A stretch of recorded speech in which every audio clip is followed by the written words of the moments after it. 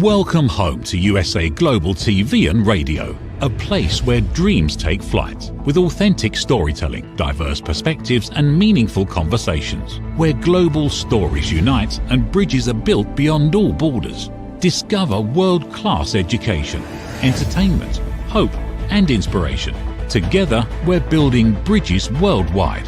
Subscribe to our channel, USA Global TV. Download our app, USA Global TV. Be our guest or join our team. Visit usaglobaltv.com. Thanks to our founder and executive producer, Dr. Jacqueline Kerbeck. Music score by Yeffy Tang from Cloud Road Music.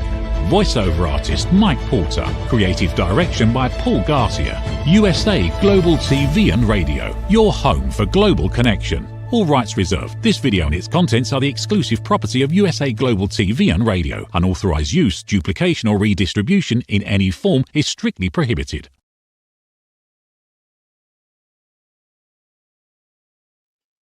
Howdy y'all, red-olaughlin here. Today on the USA Global TV and Radio Network, our show is called The Corner Bookstore. We feature publishers and editors and authors and anyone at all even remotely associated with the book industry, so that we can provide good awareness and information, education for authors, existing authors and new authors. So today I'm very honored, absolutely honored, because I have a good friend of mine. She lives literally here in the Houston area, same place that I do. Her name is Julie Connor, and she is not only an author, she's an award-winning author, a couple of books, and she also has her own publishing company. So Julie, please join me. Howdy. Hi, Red. How are you? Exceptionally well, as always. Before we get into the author part of thing, I think the people would really like to know the fact that you spent well over 30 years, 33 years, something like that, in the UN's Foreign Service as a diplomat and a couple other the Department of State and U.S. Information Agency, whatever. Anyway, you've been overseas a number of times, a lot of times. Why don't we just kind of talk a little bit about your background, and then we'll kind of ease into how you became an author and go from there. Because I'm sure that all of those diplomatic posts and things like that required some level of writing, and you probably just enhanced your skill set and kept on going.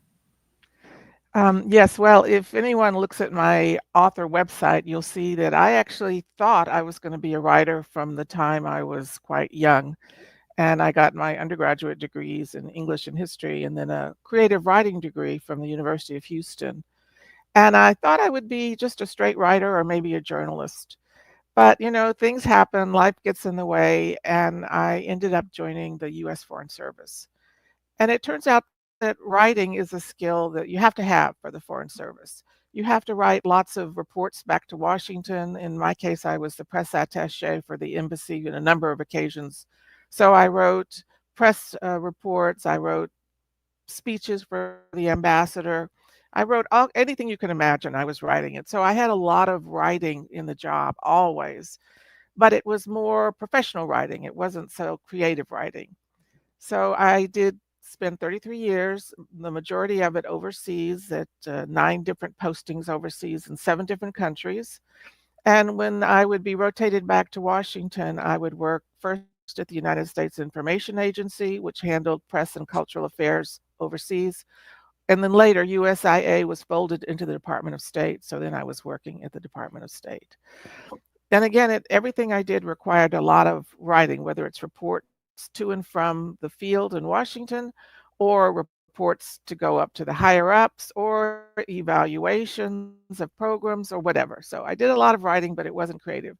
So when I finally retired, and I thought, well, I think I'm going to go back to my first love, which is writing. And along the writing journey, I realized that the trend nowadays is to go into not with a big major publisher, but with a small publisher or even a hybrid publisher or self-publishing. So as I learned more about publishing, I thought, well, if I have to learn all this stuff myself, I might as well make it available to other people as well. So I opened a micro publishing house here in Houston. It's called Bayou City Press. For anyone who doesn't know, Houston's nickname is the Bayou City. We have 7 bayous running through Houston, which is part of the problem of our frequent flooding. But anyway, I started my publishing company right before COVID hit. So that was kind of a downer because my business plan sort of went out the window. And as a result, the first 2 books I published were actually my own books. And now I'm into publishing other people's books. So I've published 2 books by other authors. I noticed on occasion that I hear you speaking Spanish very fluently. I'm sure that part of your overseas tours required some level of understanding and ability to speak. How did you acquire your Spanish ability? Well, I learned Spanish in high school and I had pretty good teachers, so I got a fairly high level. I did take 1 semester of Spanish at the university, but I was working at the 3rd year level, which was basically as high as you go unless you're going to be a Spanish major. So then I didn't do it. But when I joined the Foreign Service, we have to come in with a language. So you have to test in a language. And if you don't have a language, they teach you a language. But I already had Spanish. So my Spanish was pretty good. It had gotten a little bit corrupted, I'll call it, over the years because I spent some time in Portugal. And so when I didn't know a Spanish word, I'd learn the Portuguese word. And then I spoke a kind of mishmash of Spanish and Portuguese. So I spent a month or so just cleaning up my Spanish. And then I was at what they call professional fluent level. And I was good to go. And because I did have Spanish and because it's, in my opinion, language is so important, I did spend a lot of time in Latin America speaking where I spoke Spanish. And the interesting thing, of course, is that we kind of think of Spanish as just one language, but in fact, it has a lot of different regional accents and vocabulary. So every time you move, you have to make sure that the vocabulary you use is appropriate because some words that are acceptable are used frequently in one country or unacceptable in another country. But I love speaking Spanish. I speak it every time I can just to keep my fluency going. And it's wonderful to have 2 languages. Well, I noticed how natural you were in it when you were talking to somebody at one point in time. Whoa, pretty impressive. So anyway, you have any other languages you have minimal skills in for communication or tourism? I get around in Spanish pretty well in Italy and even in France. They're Romance languages, so there's enough cognates that I can figure out what someone is saying. In Portuguese also, so all the Romance languages. And I have I have actually done pretty well helping other people in other countries, like in Italy, for example, who can't understand what someone is saying. I can usually understand it and do a little bit of translating. Now, my spoken version is just Spanish. And if I know the Italian word, for example, I'll substitute it, but basically I'm speaking Spanish.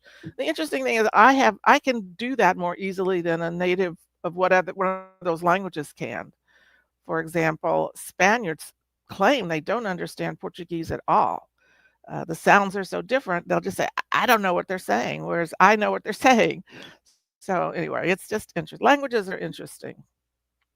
I spent a couple weeks over in Portugal at a military event exercise, and I'm listening to the radio going back and forth to places. And to me, it sounded like Spanish with a Russian accent.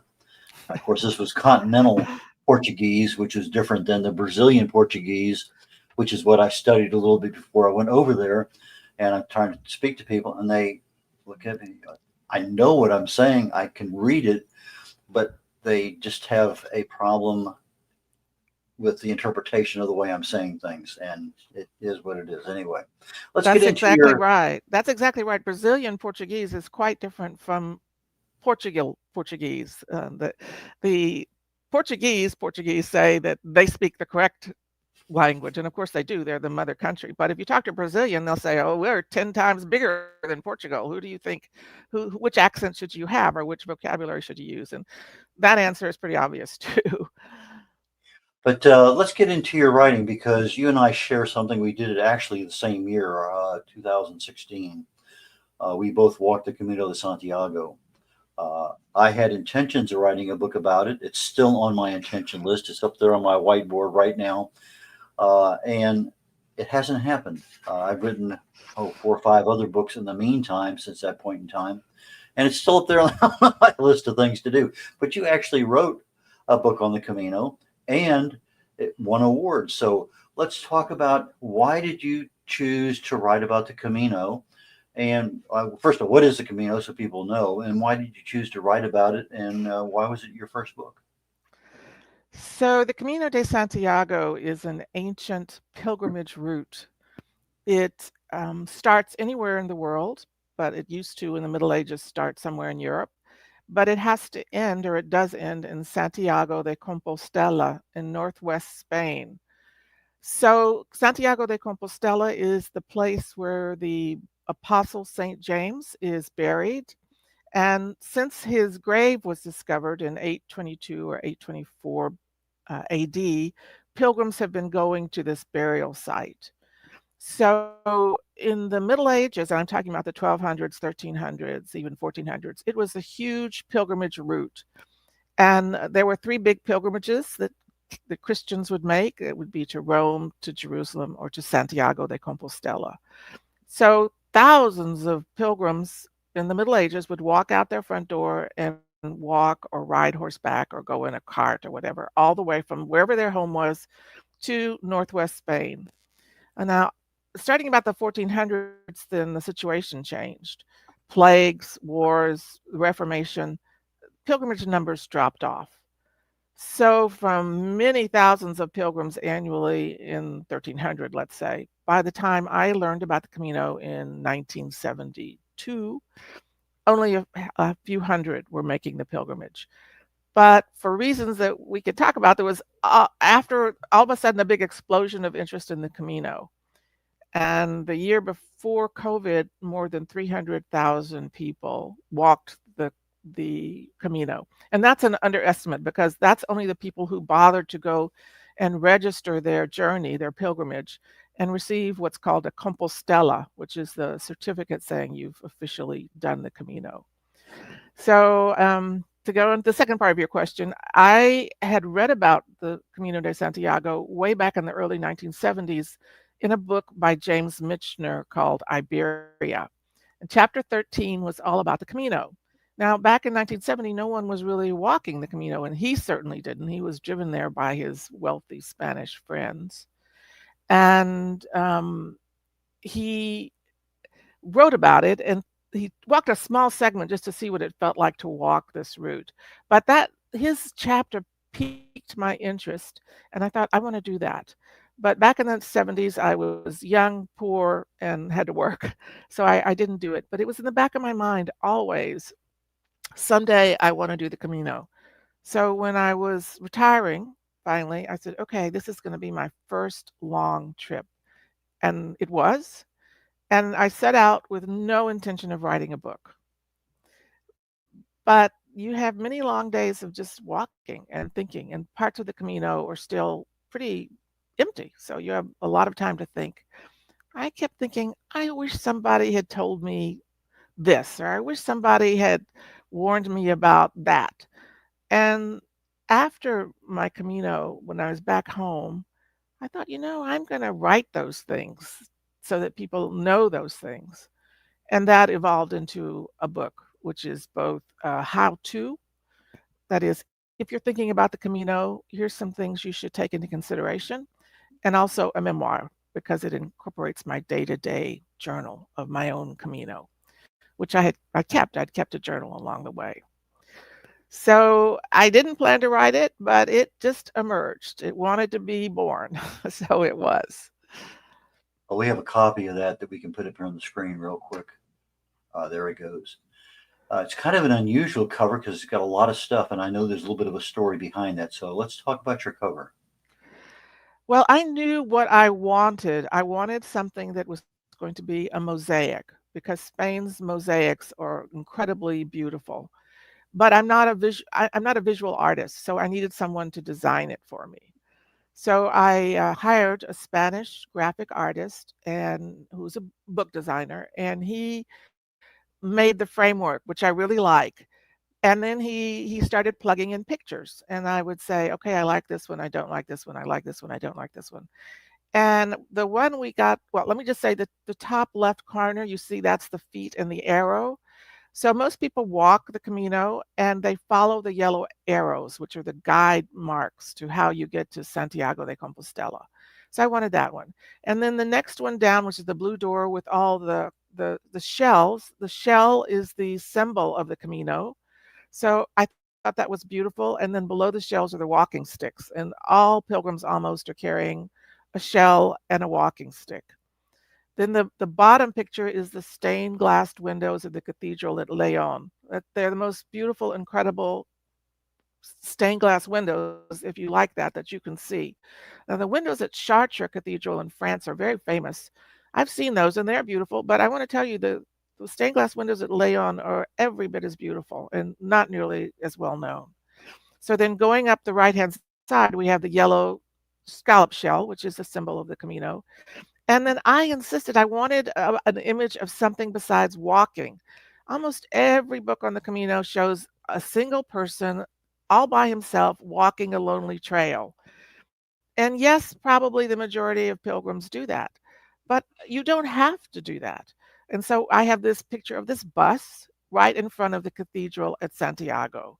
So it's kind of heresy, but the point of view expressed in my book is that doing the Camino is worth it. It doesn't matter how you do it. If you walk, if you bicycle, if you ride a horse, which are the 3 accepted ways, or if you rent a car and drive it, or you go on a bus or a train or whatever. The thing is to experience it. For me, it's the experience, not the physical walking, that makes the difference. For other people, they think the walking is what makes the Camino. Not for me. I love the churches. I love the art, the architecture, and the history. So the top right picture is the one we had the most arguments over, the graphic artist and I. He kept sending me things like he sent me a jarra, a pitcher of sangria, which I love. But the way it's set out, I can only see half the picture. I thought it looked horrible. People would say, "What is that?" So, and I'd say, "No, not that." He'd send me so, I kept saying, "Why don't you just put a plate of, a platter of paella, which is probably the best known Spanish food." He said, "Oh, that's so trite. That's so common." I said, "We're writing for non-Spaniards who don't know as much about Spain as you might think they do." So finally he said, "I give in," and he put the paella up in the top right corner. So I wanted these different images to express what I think my book is about. It's not about how you get there, whether you're walking or riding a bus. It is about the culture, whether it's the food, whether it's the architecture and art as by the stained glass windows, whether it's the history, which the walking sticks and the scallop shells signify. So I loved my cover, but the interesting thing again for me is when I got the image and I showed it to my 2 staffers at the time, they both hated it. And so I said, "I don't care. I like it. This is the cover." And since then, I've had a lot of people who say they like it. So I think I made a good choice. We run into all sorts of people on the Camino. One of the most memorable experiences I had was a woman with 5 kids.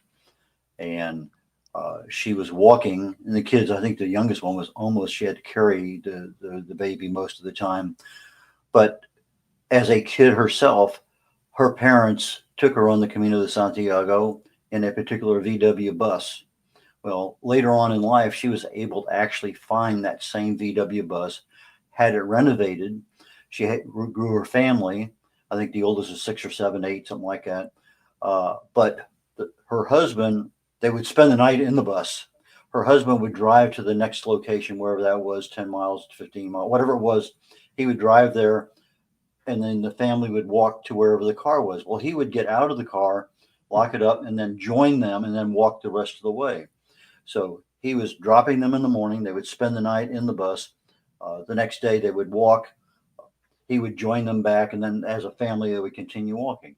And I just thought that was a really interesting way of doing the Camino.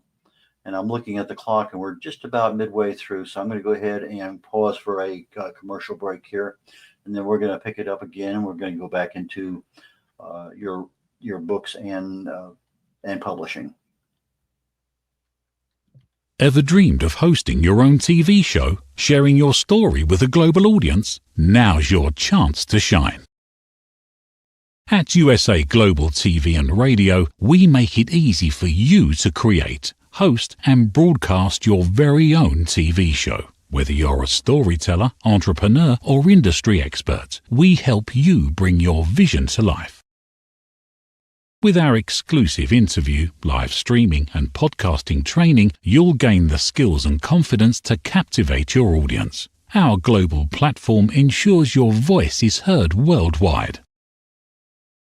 Join our community of creators who are already making an impact, one show at a time.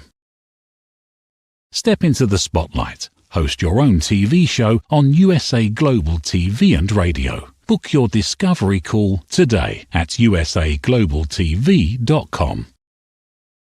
Copyright 2025 USA Global TV and Radio. All rights reserved. Terms and conditions apply. To learn more, visit usaglobaltv.com.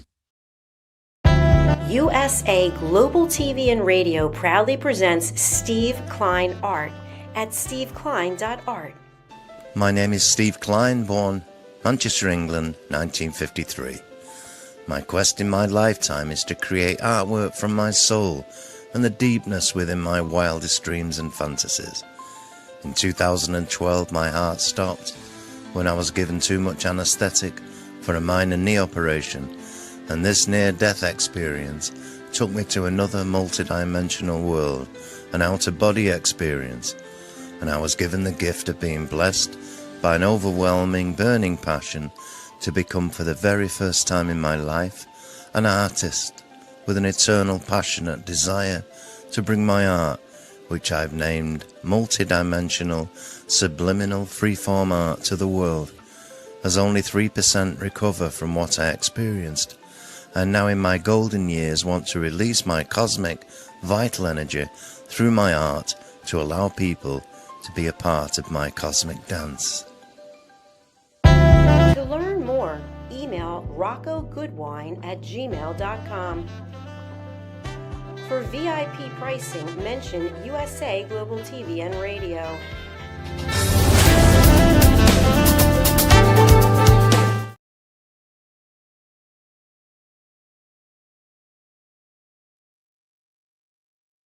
Hi, red-olaughlin here. We're on the Corner Bookstore on the USA Global TV and Radio Network.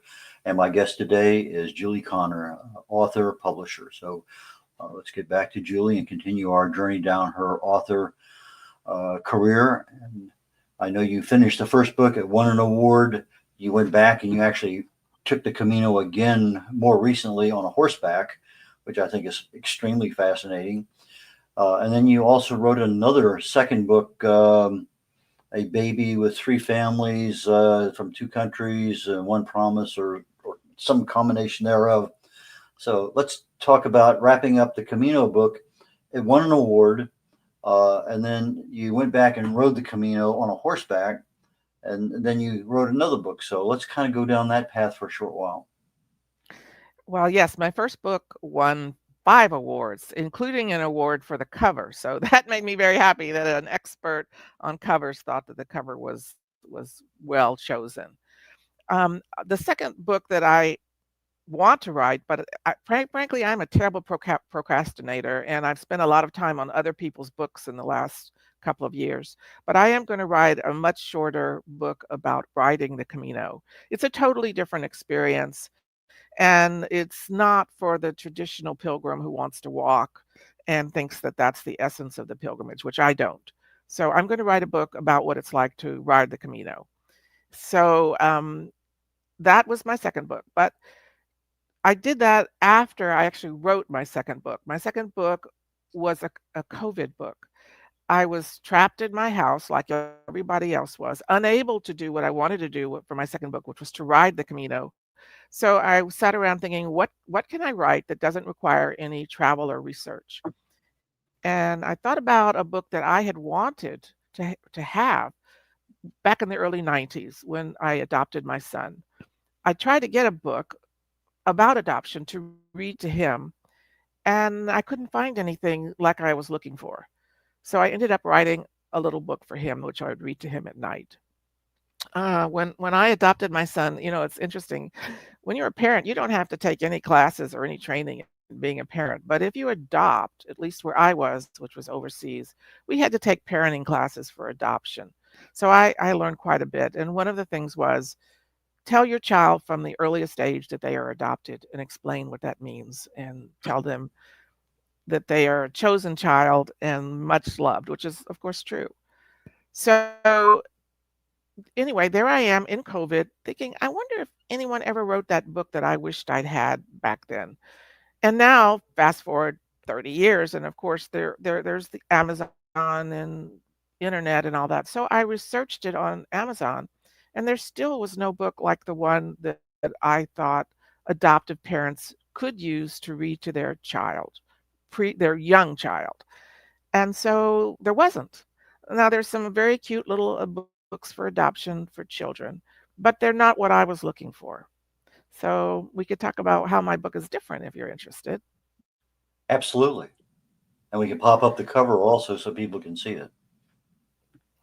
So those cute little books I'm talking about, and they're wonderful little books, but they're all based on animal characters. So let's say a mother elephant will adopt a stork or something. That's one aspect. The second aspect is they almost all only focus on the adopting mother and the baby or the child.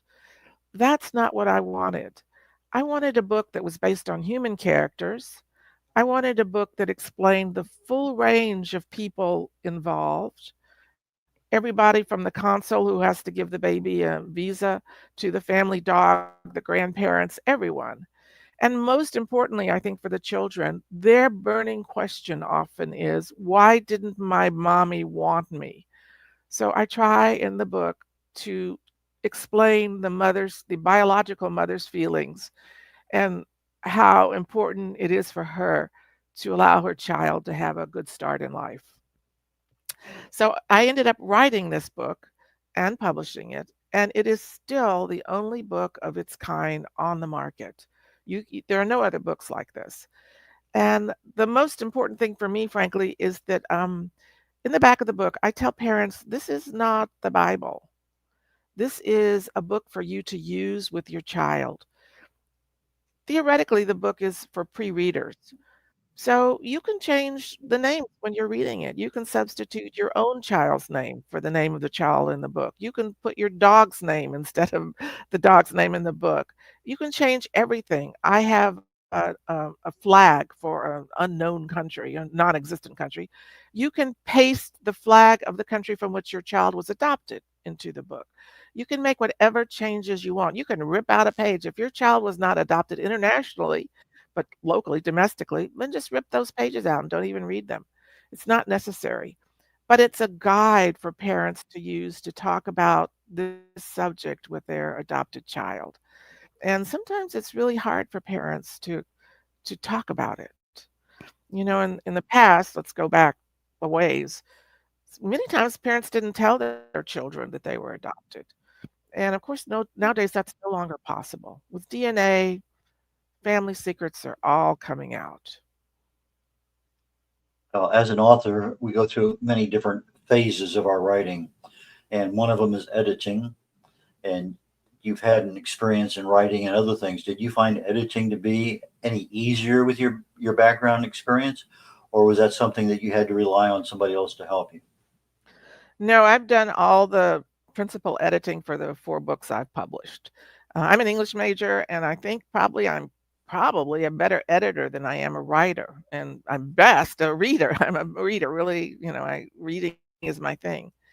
But I edited my first book. I had a second editor too to check what I'd done and to make suggestions, and we would get into arguments about crazy things, periods and commas and quotation marks. So I had to adopt a style guide as my company style guide, which we chose the Chicago Manual of Style, which, if you know it, is about this thick and covers just about everything you can imagine. So it became, when we would have these discussions about editing, I would say, he first was my associate editor. He would say, well, if you look at the Chicago Manual of Style, page blankety blankety blank, you will see that. And I would have to concede the point. But quickly I realized all I had to do was take the Chicago Manual Style and go back to him and say, well, but if you look at page XYZ, you'll see that in this circumstance. Anyway, so I'm a pretty good editor. Having said that, the most recent book I published was actually a translation. of an Italian novel, which was published in Italy in 2020 and has won numerous awards in Italy. And uh, editing a translated document was quite a challenge, more than I thought it was going to be. So I spent many, many, many hours on that book because it could be correct. Well, first of all, a lot of it was not correct grammatical English, but if it was correct grammatical English, it might sound stilted or it might not sound like that particular character. So you have to, then it's negotiating with the author. For example, when two friends were talking, I thought we should be using English with contractions. He didn't want contractions. He just wanted plain English, no contractions. He's the author, so I accepted his rule, his desire, and I took all the contractions. Having corrected it to contractions, I had to go back and uncorrect it to put it back no contractions. So it was a lot of work. But I think the translated copy in English, in my opinion, is even better than the Italian version. And if you want to, I can tell you why. But it was quite a big mountain to climb to get that book published. Well, editing is one of several things that we as writers, authors, have to go through that phase. But one of the ones that we typically don't have experience in is marketing. We have our book, we don't tell anybody about it, we publish it, and now all of a sudden we want to tell the world. And in reality, had we told the world when we started writing, we would already have an audience following us. So when did you start marketing your books with regard to when you started writing your books? Marketing is the most difficult part of publishing as far as I'm concerned nowadays. Maybe not for the big 5 traditional publishers, but for a small publisher like me, it is hard. It is hard to get attention. It is hard to get anyone to talk about your book, which is why I really appreciate, Red, you're inviting me on your show. It's hard to get people's eyes on your books. So I did not start way ahead of time. I know they advise that, but I'm always very cautious. And suppose I say I'm going to publish this book this year, watch for it, and then I don't get it published. I mean, I would have fallen into that trap a couple of times so far. I'm actually better and I keep more to the task when I'm working on someone else's books than on my own books. So, And yes. that's something interesting because I think a lot of us fall in that same one. We value other people's priorities a little higher than we value our own sometime. And when you have that book, okay, I want it as a paperback, I want it as an ebook, and then somebody says, "Oh, why not have it as a hardcover?" Well, I don't know about that. Or why not have it as an audiobook? Have you given any? I know you have a hardback cover on at least one of your books, but do you have an audiobook out there? I do. Savoring the Camino de Santiago is an audiobook. And so for my first book, I tried everything. I have a hardcover, I have an ebook, I have a paperback, and I have an audiobook. So the only format I don't have is large print. But I wanted to experiment with all that. I know from my own son, the younger generation is more inclined to listen to a book when they're jogging or walking or driving or whatever than they are to actually read a book. So I wanted to explore that market, and I personally don't have the technical expertise that I felt I could read the book myself. So I went through the process of interviewing and then hiring a reader to do my audiobook. And I'm pretty happy with the result. It required some work too because I'd asked in the specifications for someone who was bilingual or who spoke good Spanish. And the person who I hired said yes. But then when I listened to the interview, the reading, some Spanish words were being mispronounced, and so those had to be corrected. Anyway, but it was a learning experience. That's one thing about this whole publishing journey is you're constantly learning new things every day. Well, speaking of learning new things, have you been using AI for anything at all in your writings? I haven't. I haven't used it for anything. Let me just say, last night I was at a program, very interesting program with the author Justin Cronin, and he talked about AI, and he really is down on AI, if I can summarize it that way. And I think I am too, because I'm afraid as a writer and a publisher, AI is going to perhaps put writers out of business too. It's put out a lot of different professions out of business, and it might put us out of business. Now, some people say no, the creative spark also always has to come from somewhere, but you can pretty much give a prompt to AI and it will churn out something. So I consider it dangerous as far as creativity in writing. I think I've used it for cover design to settle in on a particular cover that I can send to a designer. I've used it for a lot of my research where I want to, what do I not know? And then I take and create, okay, let me go delve into that. So I've used it not as extensively as I want, but I use it as a tool. And I found out there's only certain ways you can, there's many ways to ask a question to AI, but if you don't ask it the right way, you're going to get, if it's stupid in, it's stupid out. You have to know exactly what you want. And the first experience I ever had was edit. I put in 5 pages of one chapter and I got 2 paragraphs back. I learned okay, that's not the right word to use. So I have about 3 or 4 sentences that I use now when I want to edit something that's extensive, where it really does at least meet the same criteria as edit in my brain that it does in real life. And but you have to be very, very careful. It's a tool, and you have to use it accordingly. But we're getting toward the end of the Well, show, and Judy, Red, can I just say one thing? I said I'm talking about AI, but I'm really talking about more creative, asking it to write something for you. I okay, use AI a lot. If you're talking about a program like Grammarly, Mhm. which is an editing program, that's fine. I mean, they help you. They point out if you've overlooked the fact you have 2 periods at the end of a sentence. Yeah, Just uh, mechanical and technical and even grammatical things that will help you focus in on something. That's all fine. But what I'm objecting to is when you ask AI to write your essay or yeah. to write your novel or to write your whatever. Totally different world for authors. We don't want that. Give me some thoughts. I'll take them and run with them, research them and do them, but don't write for me in my name. So I think we're both in agreement on that. Getting toward the end of the show, how can people get your books? How can they contact you for any event coming up? What's going on in your life that you want to share with the audience? Well, they can contact me at publishing@bayoucitypress.com. And I'm readily available. You can go to either the bayoucitypress.com website or my personal website, which is Julie Connor Author website, Julie Connor Author. And I welcome people to send me proposals if they have manuscripts they'd like to get published. But let me give a caveat. I focus on travel, history, international affairs, and Houston related.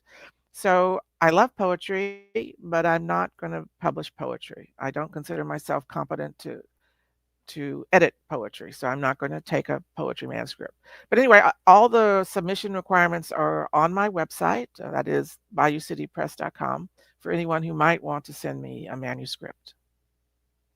Okay, so Julie, Julie, Connor, Connor, author.com for our audio audience.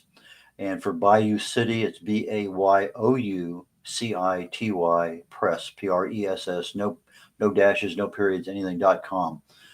So those are the 2 primary ways to reach Julie.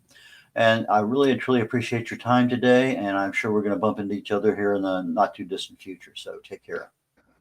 Thank you, Red. Great to see you. Okay. Catch you later.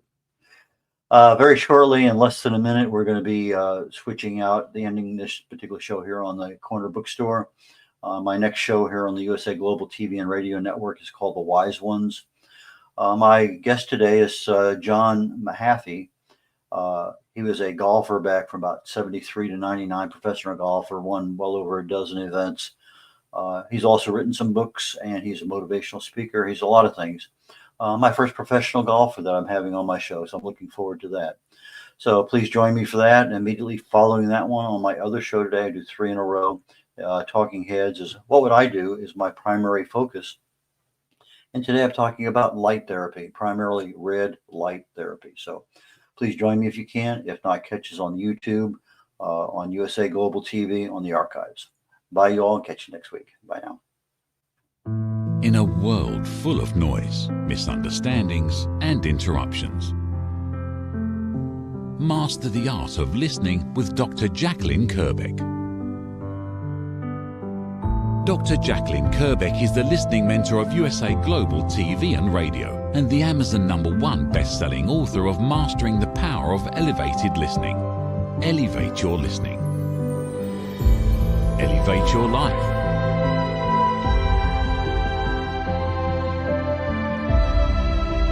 Join a global learning experience in person or via Zoom.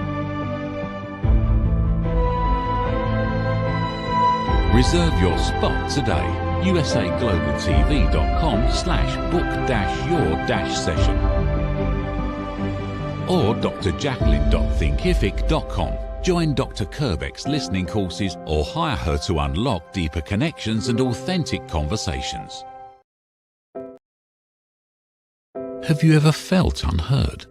Like your words float into a void, leaving you invisible and disconnected?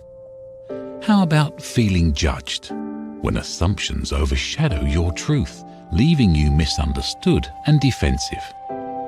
And then there's that moment when someone offers solutions you never asked for, dismissing your feelings and leaving you more frustrated than before. It doesn't have to be this way. Dr. Jacqueline Kerbeck, the listening mentor, understands.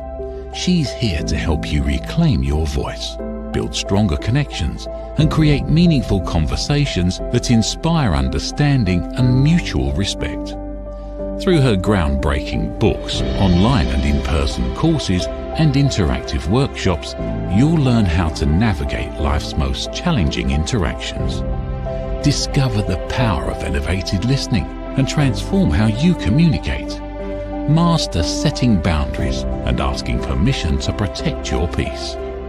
Learn to recognize and release judgment, fostering empathy and true connection.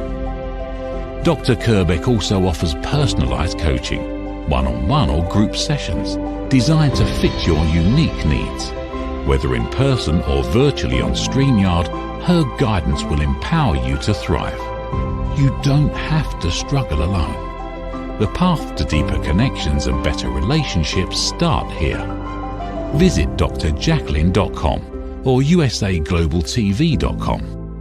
Join a global community of empowered listeners and transform your life, one meaningful conversation at a time. Dr. Jacqueline Kerbeck is the listening mentor. Start your journey today. Thank you, viewers and listeners of USA Global TV and Radio, for joining us today. We're honored to have your time and attention as part of our global community. At USA Global TV and Radio, we believe in the power of authentic conversations, meaningful connections, and creating a world of possibilities together. Want to be part of something bigger? Join our team of elevated listeners at usaglobaltv.com, a space where your voice matters and your ability to listen transforms relationships. Stay connected with us across all our platforms for thought-provoking discussions, expert insights, and empowering stories. Subscribe to our channels at youtube.com/c/USAGlobalTV. Follow us on social media and explore the endless opportunities we're creating for growth, learning, and inspiration. Together, we're not just broadcasting, we're building bridges and changing lives one conversation at a time. For inquiries, contact us at info@usaglobaltv.com. Music by Johnny Dies. Produced by Executive Producer and Director Dr. Jacqueline Kerbeck. Voiceover by Mike Porter. Creative Direction by Paul Garcia. All rights reserved. Copyright 2025. Visit usaglobaltv.com to view our full terms and conditions.